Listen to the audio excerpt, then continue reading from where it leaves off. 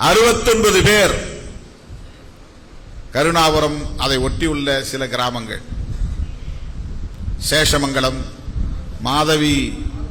மாதவச்சேரி, மாடூர், அங்கெல்லாம் 2-3 பேர். அந்த மாதிரி கருணாபுரத்தில் ஏராளமான ஆதி திராவிடர்களும் பழங்குடி மக்களும் இஸ்லாமியர்களும் அதிலே பலியாகி இருக்கிறார்கள். 2 நாள் அங்கே இருந்து மக்களை சந்தித்தோம். அவர்கள் கதற கதற அந்த அவலத்தை எடுத்துரைத்ததை கேட்டுக்கொண்டோம். நான் முதல்ல இறங்கி ஒரு வீட்டுக்கு தம்பிங்க அழைச்சிட்டு போறாங்க.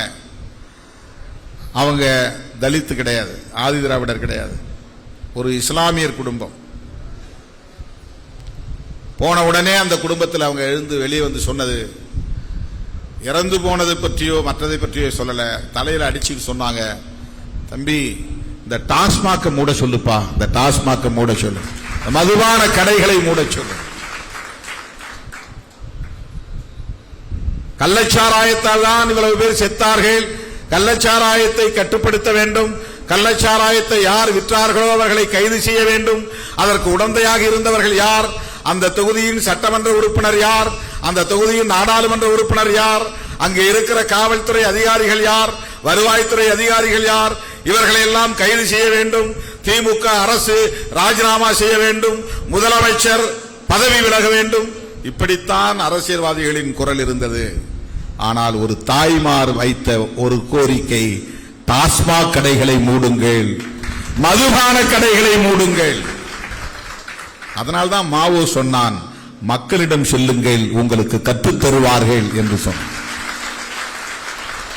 ஜனங்களை போய் பாரு, நீ என்ன செய்யணும் என்பதை ஜனங்கள் உமக்கு சொல்லித் தருவார்கள். நான் இந்த மாநாடு நடத்த வேண்டும் என்று எனக்கு சொல்லித் தந்தது பாதிக்கப்பட்ட மக்கள்.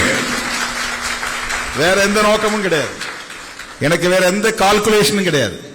நான் பரீட்சை நேரத்தில் படிக்கிற மாணவன் மாதிரி எலெக்ஷன் நேரத்தில் தான் எலெக்ஷன் பத்தியே சிந்திப்பேன். எனக்கு மற்றவங்க மாதிரி 5 வருஷமும் தொடர்ந்து எலெக்ஷன் கணக்கெல்லாம் போட தெரியாது. எனக்கு இந்த கால்குலேஷன் என்கிட்ட கிடையாது. இதான் என்னுடையது. நான் எப்பவுமே வருஷம் பூரா படிச்சு 3 ரிவிஷன் எடுத்து 4 ரிவிஷன் படிச்சு கடைசியில் ஃபெயிலா போற ஆள் கிடையாது.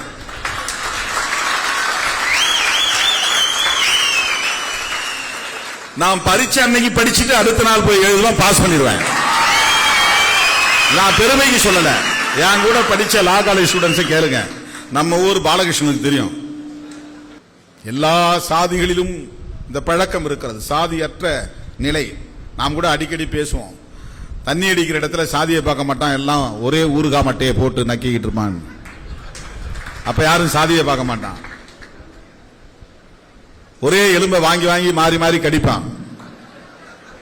அப்ப சாதி பார்க்க மாட்டான்.